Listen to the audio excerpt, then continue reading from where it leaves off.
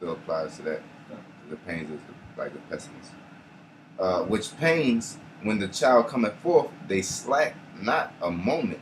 Yeah, ask a woman that had a baby, she can't stop them pains. When they coming, they coming. You can't do nothing about it till it's really can't do nothing about it. Period. You have to deal with it. It's like I was saying. You have the corn, the famine of the corn. You have the it's getting hot because last year, you remember when they had them heat waves down in Texas, they had to bring the cows up here, you know, because the cows wasn't surviving. And then you have the Iran war. Then you have the Occupy Wall Street. So it's not slacking. You know, it's something after something after something after something. You know. It says, verse 39, even so shall not the plagues be slack to come upon the earth, and the world shall mourn, and sorrow shall come upon it, and come upon it on every side. You know, oh my people, and just to point that out, it says sorrow shall come upon you on every side. Basically, the same thing we were saying. It's not only the famine, it's the financial, it's the education, it's the people are fed up with police. You know, the people are starting to shoot up shit. You know, it's all kind of, it's every aspect. You know, hitting from every angle. Yeah, hitting from every angle. Verse 40. O my people, hear my word. Make you ready to the battle, and in those evils be even as pilgrims upon the earth. Because during them times, we're not gonna have time to, go. We're not gonna have the same sources to do like stuff we do on a daily basis. In days we're not gonna be able to do certain things. Yeah. And in them days of being pilgrims, it's gonna that famine of the word as well, because we can't just stay in one spot because it's gonna get crazy. We gotta be on the move because, like I said, people gonna be kicking in doors for that food because of the lack of bread. We'll just be setting ourselves up. We chilling here. We all together might be a different story, but we we still have to be pilgrims. And add on to that, the keeping the aspect, it's talking about living too, man. Being as pilgrims, because you're not supposed to be saving up for no 401k, and basically you gotta be prepared to move. If you're living day by day, you're prepared to get up and go. You ain't sitting here saying I'm about to invest, get a mortgage plan or something, like that. Because if you're living like that, then you're stuck. Just like if you go to college, you can't be no pilgrim. You're basically stuck. You gotta finish that out, because you're gonna get whacked with that tuition, But if you fuck college, that's like a form of being a pilgrim, like fuck that 401k, that's a form of being a pilgrim, I got the etymology word on pilgrim. It says from Old French pellegrin, from Latin peregrinus, which means foreigner, from perigri, which means from abroad, and per means beyond, and gri means locative case of ager, which is country. So it means beyond country. You can't just stay in one spot. You gotta move here. You gotta move here. You gotta be prepared. A lot of niggas talk that talk, but they ain't even preparing to walk that walk. Like you saying, you be a pilgrim, and you got you mortgage in the house. Like you're not gonna pick. Ezekiel 5:12.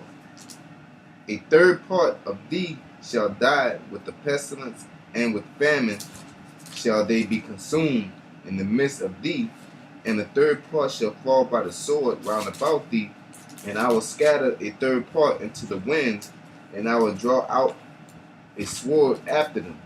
That's right. That's basically you're gonna get your lot, whether you're gonna get killed by that famine or that pestilence or that sword. Thus shall my anger be accomplished, and I will cause my fury to rest upon them, and I will be comforted, and they shall know that I am that I the Lord have spoken it in my zeal, when I have accomplished my fury in them. That's right. When the Lord's indignation is accomplished. He said he was gonna accomplish it. It's like if he was gonna say that, but he said he's gonna accomplish, which means he's going to do it, which means people are going to die. He said it's zeal and accomplish. These are two things of relating to fervent being fervent and having a passion, you're gonna finish this race, and you're gonna finish it with zeal, which means every step is gonna be a full-fledged step, you know. Okay, so like it. Moreover, I will make thee waste. Moreover, I will make thee waste and a reproach among the nations that are round about thee, in the sight of all that pass by. So it shall be a reproach and a taunt, and instruction, and an astonishment unto the nations that are round about thee, when I shall execute judgment in thee in anger, and in fury, and in furious rebukes. I the Lord have spoken. And that proves that the Lord is dealing with nations. He ain't talking about just sinners, like you got the sinner from amongst each nation that's gonna feel this, which is true, but he's dealing with mainly what nation? Esau, the Edomites. Because it makes the nations around about thee basically look at you. It says, when I shall send upon them the evil arrows of famine, which shall be for their destruction, and which I will send to destroy you, and I will increase the famine upon you, and will break the staff of bread. That's right. It's already bad right now. It's sort of like a famine, but if it's going to increase, it's going to kick up here in a second. I'm saying with the evil arrows of famine, because everybody has been through that point in time when you was hungry, and that hunger pain was shaking the shit out of you. That evil sword of famine, that's what it's going to be. You're going to be hungry when your body is eating itself.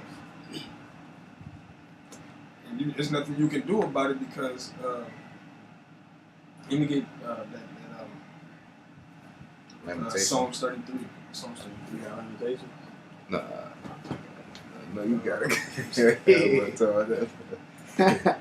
I'm like making sure you got it. What? You got it. Pull that out. Oh, we put it out right now. All right. It's Lamentations 4:8. Their visage is blacker than a coal. They are not known in the streets. Their skin cleaveth to their bones. It is withered. It is become like a stick. They that be slain with the sword are better than they that be slain with hunger. Yeah, because being hungry for 3 or 4 or 5 days, up to 2 weeks, you suffering. You slowly dying. Like drinking a cup of acid. Yeah, kind of. Opposed to being, being shot in the head. It's a mental thing. It's straight to the point. That's what I said. It's Hallucinating. kind of. Think a rock is a Big Mac or something. Having that conversation with yourself, oh my God, I'm gonna die. And that's your whole dialogue with yourself for 2 straight weeks. Hey, like off of Pirates of the Caribbean with Yeah, Captain Jack. With Captain Jack, he was just sitting in the desert. It was like 100 of him working on the ship, and he was wilding out. He was gone. He was cold. He was out of it. He was out of it, man. That's how people gonna be. They're gonna go on Paconca. It's like it was talking about melatonin. Your body goes into that riff of like dreaming and being woke at the same time. It's like sleepwalking, basically. And that's what you get when you get hungry, or when you have lack of sleep. You go into that hallucination stage. You don't know when you coming or going. It said, for these pine away, stricken through the want of the fruits of the field. The hands of the pitiful woman have sodden their own children. They were their meat in the destruction of the daughter of my people. Yeah, because that goes back to the curses. Because our people, once they don't have that food, once they don't have that substance, they gonna eventually say, "Man, I'm gonna eat my child."